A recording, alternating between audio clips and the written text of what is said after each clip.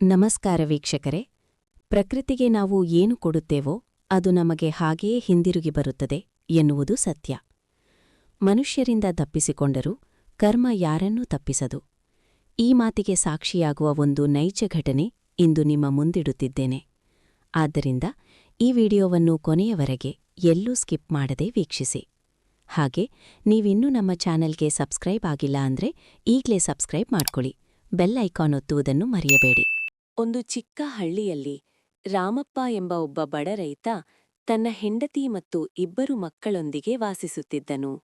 ಇನ್ನು ಜೀವನೋಪಾಯಕ್ಕಾಗಿ ಕೆಲವು ಹಸುಗಳು ಮತ್ತು ಮೇಕೆಗಳನ್ನು ಸಾಕುತ್ತಾ, ಜೊತೆಗೆ ಅವನಿಗಂತ ಇದ್ದ ಅರ್ಧ ಎಕರೆ ಜಮೀನಿನಲ್ಲಿ ಮನೆಯ ಬಳಕೆಗಾಗಿ ತರಕಾರಿಗಳು ಮತ್ತು ದನಗಳಿಗೆ ಮೇವು ಬೆಳೆಯುತ್ತಿದ್ದ. ಹಸು ಮತ್ತು ಮೇಕೆಗಳಿಂದ ಬರುತ್ತಿದ್ದ ಹಾಲು, ತುಪ್ಪ ಮತ್ತು ಬೆಣ್ಣೆಯನ್ನು ಪ್ರತಿದಿನ ಸೈಕಲ್ನಲ್ಲಿ ಪಟ್ಟಣಕ್ಕೆ ತೆಗೆದುಕೊಂಡು ಹೋಗಿ ಅಲ್ಲಿ ಇರುವ ಕಿರಾಣಿ ಅಂಗಡಿ ಮಾಲೀಕರಿಗೆ ಮಾರುತ್ತಿದ್ದನು. ಅದರಿಂದ ಬಂದ ಅಲ್ಪ ಸ್ವಲ್ಪ ಹಣ ಮತ್ತು ಹೊಲದಲ್ಲಿ ಬರುತ್ತಿದ್ದ ಆದಾಯದಿಂದ ಮಕ್ಕಳ ವಿದ್ಯಾಭ್ಯಾಸ ಹಾಗೂ ಹೆಂಡತಿಯ ಆರೋಗ್ಯದ ಖರ್ಚುಗಳನ್ನು ನಿಭಾಯಿಸುತ್ತಾ ಸರಳ ಜೀವನ ನಡೆಸುತ್ತಿದ್ದ. ಆದರೆ ಒಂದು ದಿನ ಎಂದಿನಂತೆ ಮುಂಜಾನೆ ಹಸುಗಳಲ್ಲಿ ಹಾಲು ಕರೆದು ಹಾಲನ್ನು ಡಬ್ಬಕ್ಕೆ ತುಂಬಿಸಿ ಪಟ್ಟಣಕ್ಕೆ ಸೈಕಲ್ನಲ್ಲಿ ಹೋದ. ಪಟ್ಟಣವೆಲ್ಲ ಸುತ್ತಿ ಎಲ್ಲಾ ಮಾಲೀಕರಿಗೂ ಹಾಲು ಮತ್ತೆ ತುಪ್ಪ ಕೊಡುವಷ್ಟರಲ್ಲಿ ಮಧ್ಯಾಹ್ನದ ಸಮಯವಾಗಿತ್ತು. ಖಾಲಿ ಡಬ್ಬಗಳನ್ನು ಸೈಕಲ್ಗೆ ಕಟ್ಟಿ ಅದೇ ಸುಡು ಬಿಸಿಲಿನಲ್ಲಿ ಸೈಕಲ್ ತುಳಿಯುತ್ತಾ ಮನೆಗೆ ಸೇರಿದ. ಸೈಕಲ್ ಬಂದ ಶಬ್ದ ಕೇಳಿಸಿಕೊಂಡ ರಾಮಪ್ಪನ ಹೆಂಡತಿ ಗಂಡ ಬಿಸಿಲಿನಲ್ಲಿ ಬಂದು ಆಯಾಸಗಿರುತ್ತಾನೆ ಎಂದು ತಿಳಿದು ರಾಮಪ್ಪ ಮನೆಯ ಒಳಗಡೆ ಬರುವ ಮುನ್ನವೇ ಕುಡಿಯಲು ನೀರು ಕೊಟ್ಟಲು. ಆಯಾಸಗಿದ್ದ ರಾಮಪ್ಪ ನೀರು ಕುಡಿದ ವಿಶ್ರಾಂತಿ ಪಡೆಯಲು ಅಲ್ಲೇ ಜಗಲಿ ಮೇಲೆ ಮಲಗಿದ. ಅಷ್ಟರಲ್ಲಿ ಪೊಲೀಸ್ ಜೀಪೊಂದು ಅವನ ಮನೆಯ ಮುಂದೆ ಬಂದು ನಿಂತಿತು.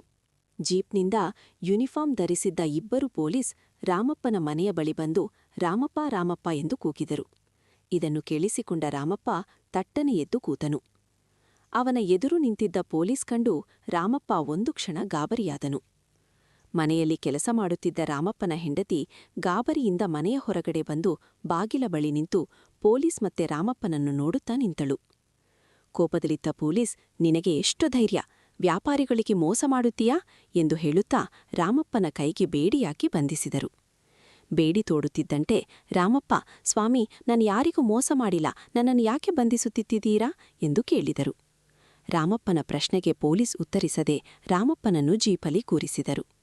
ಇದನ್ನು ಕಂಡ ರಾಮಪ್ಪನ ಹೆಂಡತಿ ಪೊಲೀಸ್ ಬಳಿ ಹೊಡಿ ಅವರ ಕಾಲನ್ನು ಹಿಡಿದು, ಸ್ವಾಮಿ, ನನ್ನ ಗಂಡ ಯಾವುದೇ ತಪ್ಪು ಮಾಡಿಲ್ಲ, ಯಾರೋ ಸುಳ್ಳು ಆರೋಪ ಮಾಡಿದರೆ ದಯವಿಟ್ಟು ನನ್ನ ಗಂಡನನ್ನು ಬಿಟ್ಟುಬಿಡಿ ಎಂದು ಬೇಡಿದಳು. ಯಾವುದನ್ನು ಲೆಕ್ಕಿಸದ ಪೊಲೀಸ್ ರಾಮಪ್ಪನನ್ನು ಬಂಧಿಸಿ ಪಟ್ಟಣದ ಪೊಲೀಸ್ ಠಾಣೆಗೆ ಕರೆತಂದರು. ಪೊಲೀಸರು ರಾಮಪ್ಪನನ್ನು ಅಂದು ಪಟ್ಟಣದ ಜೈಲಿನಲ್ಲಿ ಇರಿಸಿ ಪ್ರಕರಣ ದಾಖಲಿಸಿ ಮರುದಿನ ನ್ಯಾಯಾಲಯಕ್ಕೆ ಹಾಜರುಪಡಿಸಲು ಜೀಪ್ನಲ್ಲಿ ಕರೆದುಕೊಂಡು ಹೋದರು. ನ್ಯಾಯಾಲಯದ ಮಾರ್ಗದಲ್ಲಿ ಹೋಗುವಾಗ ರಾಮಪ್ಪನ ತಲೆಯಲ್ಲಿ ಇಲ್ಲದ ಯೋಚನೆಗಳು. ಇವರು ಎಕ್ಕೆ ನನ್ನ ಬಂಧಿಸಿದರೆ ನಾನು ಏನು ತಪ್ಪು ಮಾಡಿದೆ ಎಂದು ಯೋಚನೆ ಮಾಡುವಷ್ಟರಲ್ಲಿ ಜೀಪ್ ನ್ಯಾಯಾಲಯದ ಮುಂದೆ ಬಂದು ನಿಂತಿತು. ಅದೇ ಸಮಯಕ್ಕೆ ನ್ಯಾಯಾಧೀಶರು ಹಾಜರಾಗಿ ನ್ಯಾಯಾಲಯದ ಒಳಗಡೆ ಪ್ರವೇಶ ಮಾಡಿದರು. ನ್ಯಾಯಾಧೀಶರು ಪ್ರಕರಣದ ಫೈಲ್ ನೋಡುತ್ತಾ ರಾಮಪ್ಪನನ್ನು ಕಟ್ಟುಕಟೆಯಲ್ಲಿ ಬರಲು ಸೂಚಿಸಿದರು. ರಾಮಪ್ಪ ಕಟ್ಟುಕಟೆಯಲ್ಲಿ ಬಂದು ತಲೆ ಬಾಗಿಸಿ ನಿಂತನು. ನ್ಯಾಯಾಧೀಶರು ಒಮ್ಮೆ ರಾಮಪ್ಪನ ಕಡೆ ನೋಡಿ ರಾಮಪ್ಪನಿಗೆ ಪ್ರಶ್ನಿಸಿದರು.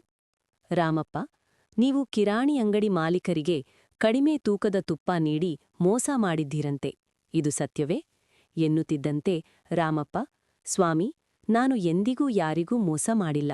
ಪ್ರತಿ ಬಾರಿ 1 ಕೆಜಿ ತುಪ್ಪವನ್ನೇ ಕೊಟ್ಟಿದ್ದೇನೆ. ಕೊಡುವ ಮುನ್ನ ತೂಕ ಮಾಡಿಯೇ ಕೊಡುತ್ತೇನೆ. ನಾನು ಯಾರಿಗೂ ಮೋಸ ಮಾಡಿಲ್ಲ ಸ್ವಾಮಿ ಎಂದು ಕೈ ಮುಗಿದು ನ್ಯಾಯಾಧೀಶರಿಗೆ ಉತ್ತರಿಸಿದ. ಹಾಗಾದರೆ ನಿನ್ನ ಮೇಲೆ ದೂರು ನೀಡಿರುವುದು ಸುಳ್ಳೇ? ಪೊಲೀಸ್ಗೆ ಕೆಲಸ ಇಲ್ಲದೆ ನಿನ್ನ ಬಂಧಿಸಿದರೆಯೇ ಎಂದು ನ್ಯಾಯಾಧೀಶರು ಕೋಪದಿಂದ ರಾಮಪ್ಪನನ್ನು ಕೇಳಿದರು. ನಂತರ ದೂರುದಾರನನ್ನು ಕರೆಸಿ ರಾಮಪ್ಪ ನಿಂತಿದ್ದ ಎದುರಿನ ಕಟ್ಟುಕಟ್ಟೆಯಲ್ಲಿ ನಿಲ್ಲಿಸಿದರು. ದೂರುದಾರನನ್ನು ಕಂಡು ರಾಮಪ್ಪ ಆಶ್ಚರ್ಯಗೊಳಗಾದ. ಯಾಕೆಂದರೆ ದೂರುದಾರ ರಾಮಪ್ಪನ ಬಳಿ ದಿನನಿತ್ಯ ತುಪ್ಪ ಖರೀದಿಸುತ್ತಿದ್ದ ಪಟ್ಟಣದ ಅಂಗಡಿ ಮಾಲೀಕ. ಅಂಗಡಿ ಮಾಲೀಕ ಬರುತ್ತಿದ್ದಂತೆ ನ್ಯಾಯಾಧೀಶರು ಮಾಲೀಕನಿಗೆ ಅವನಿಗಾದ ಮೋಸ ಏನು ಎಂದು ಪ್ರಶ್ನಿಸಿದರು. ಮಾಲೀಕ ನ್ಯಾಯಾಧೀಶರಿಗೆ ಕೈಮುಗಿದು, ಸ್ವಾಮಿ, ನಾನು ಕಳೆದ 8-10 ವರ್ಷಗಳಿಂದ ರಾಮಪ್ಪನ ಬಳಿ ತುಪ್ಪ ಖರೀದಿ ಮಾಡುತ್ತಿದ್ದೀನಿ. ಆದರೆ ನಾನು ಎಂದಿಗೂ ಅವರು ಕೊಟ್ಟ ತುಪ್ಪ ತೂಕ ಮಾಡಿರಲಿಲ್ಲ. ಯಾಕೆಂದರೆ ನಮ್ಮ ಇಬ್ಬರ ವ್ಯವಹಾರ ನಂಬಿಕೆ ಮೇಲೆ ನಡೆಯುತ್ತಿತ್ತು. ಆದರೂ ಡಬ್ಬದ ತೂಕ ಕಮ್ಮಿ ಇದೆ ಎಂದು ತುಪ್ಪದ ಡಬ್ಬ ತೂಕ ಮಾಡಿ ನೋಡಿದೆ. ಅದರಲ್ಲಿ 850 ಗ್ರಾಂ ಮಾತ್ರ ಇತ್ತು. ಇನ್ನು 150 ಗ್ರಾಂ ಕಮ್ಮಿ ಇದೆ.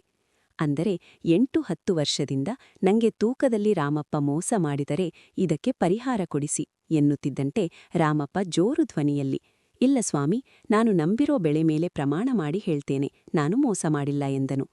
ಮಾಲೀಕನ ಮಾತು ಕೇಳಿದ ನ್ಯಾಯಾಧೀಶರು, ಒಮ್ಮೆ ತುಪ್ಪದ ಡಬ್ಬ ಪರೀಕ್ಷಿಸಿ ನೋಡೋಣ ಎಂದು ತುಪ್ಪದ ಡಬ್ಬ ತರಿಸಿ ತೂಕ ಮಾಡಿಸಿದರು.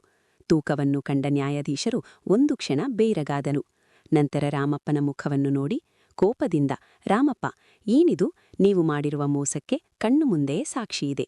ಈಗ ಇದಕ್ಕೆ ಉತ್ತರಿಸು ಎನ್ನುತ್ತಿದ್ದಂತೆ ರಾಮಪ್ಪ ತಾನು ತಪ್ಪು ಮಾಡದ ಕಾರಣ, ಇಲ್ಲ ಸ್ವಾಮಿ, ತೂಕದಲ್ಲಿ ಮೋಸ ಆಗಲು ಸಾಧ್ಯವಿಲ್ಲ ಎಂದನು.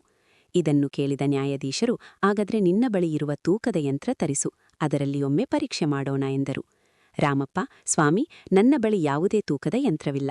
ನಾನು ಮಾರುವ 1 ಕೆಜಿ ತುಪ್ಪಕ್ಕೆ ತೂಕದ ಯಂತ್ರ ಮಾಡಗಲು ಕಷ್ಟ. ಅದರಿಂದ ನನ್ನ ಬಳಿ ಇರುವ ತಕ್ಕಡಿಯಲ್ಲೇ ತೂಕ ಮಾಡುತ್ತೇನೆ. ಅದಲ್ಲದೆ ತೂಗಿಸಲು ಕೆಜಿ ಕಲ್ಲುಗಳು ಇಲ್ಲದ ಕಾರಣ ನಾನು ಇವರ ಅಂಗಡಿಯಲ್ಲಿ ಖರೀದಿಸಿದ 1 ಕೆಜಿ ರೇಷನ್ನನ್ನು ತೂಕಕ್ಕೆ ಮಾಪಕವಾಗಿ ತೂಗಿಸಿ ಡಬ್ಬಕ್ಕೆ ತುಪ್ಪ ತುಂಬಿಕೊಡುತ್ತಿದ್ದೆ ಎಂದನು. ಇದನ್ನು ಕೇಳಿದ ನ್ಯಾಯಾಧೀಶರು, ಆಗಿದ್ದರೆ ಇತ್ತೀಚೆಗೆ ನೀನು ಅವರ ಬಳಿ ಖರೀದಿಸಿರುವ 1 ಕೆಜಿ ತೂಕದ ರೇಷನ್ ತಂದುಕೊಡು ಎಂದರು. ಇದನ್ನು ಕೇಳಿದ ರಾಮಪ್ಪ ಇತ್ತೀಚೆಗೆ ತಂದಿದ್ದ 1 ಕೆಜಿಯ ಸಕ್ಕರೆಯನ್ನು ಅವರ ಹೆಂಡತಿಗೆ ಹೇಳಿ ತರಿಸಿದ.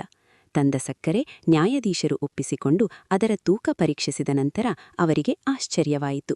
ಅಂಗಡಿಯಲ್ಲಿ ರಾಮಪ್ಪನಿಗೆ ಕೊಟ್ಟಿರುವ ಸಕ್ಕರೆಯ ತೂಕ 850 ಗ್ರಾಂ ಮಾತ್ರ ಇದ್ದು, ಇನ್ನು 150 ಗ್ರಾಂ ಮೋಸವಾಗಿತ್ತು. ಅದರಿಂದ ಸತ್ಯ ಬಹಿರಂಗವಾಯಿತು. ಅಂಗಡಿ ಮಾಲೀಕನೇ ತನ್ನ ತೂಕದ ಯಂತ್ರದಲ್ಲಿ ಬದಲಾವಣೆ ಮಾಡಿ ಪ್ರತಿಯೊಬ್ಬ ಗ್ರಾಹಕರಿಗೂ 150 ಗ್ರಾಂ ಕಡಿಮೆ ನೀಡುತ್ತಾ ಮೋಸ ಮಾಡುತ್ತಿದ್ದನು. ಅಂದರೆ ರಾಮಪ್ಪನಿಗೆ ಆಗಿದ್ದ ನಷ್ಟವೂ ಅದರಿಂದಲೇ ಎಂಬುದು ಸ್ಪಷ್ಟವಾಯಿತು. ಇದನ್ನೆಲ್ಲ ಗಮನಿಸಿದ ನಂತರ ನ್ಯಾಯಾಧೀಶರು ತೀರ್ಪು ನೀಡಿದರು.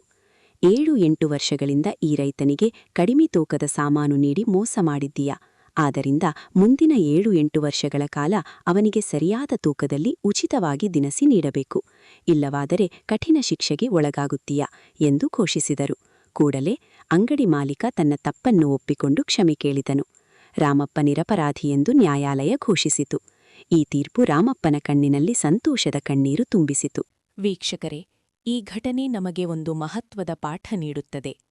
ನಾವು ಯಾರಿಗಾದರೂ ಮೋಸ ಮಾಡಿದರೂ ಅದು ಯಾವುದೋ ಒಂದು ದಿನ ಬೆಳಕಿಗೆ ಬರುತ್ತದೆ. ಕರ್ಮದ ನ್ಯಾಯ ತಪ್ಪದು. ನಾವು ಮಾಡುವ ಒಳ್ಳೆಯದು ಅಥವಾ ಕೆಟ್ಟದ್ದು ನಮಗೆ ಮರಳಿ ಬರುತ್ತದೆ. ಆದ್ದರಿಂದ ಸದಾ ಸತ್ಯ ಮತ್ತು ಪ್ರಾಮಾಣಿಕತೆಯ ಮಾರ್ಗದಲ್ಲಿ ನಡೆಯೋಣ. ಈ ಕಥೆಯ ಬಗ್ಗೆ ನಿಮ್ಮ ಅಭಿಪ್ರಾಯವನ್ನು ಕಮೆಂಟ್ನಲ್ಲಿ ತಿಳಿಸಿ. ಮತ್ತೊಂದು ಆಸಕ್ತಿದಾಯಕ ಘಟನೆಯೊಂದಿಗೆ ಮತ್ತೆ ಭೇಟಿಯಾಗೋಣ.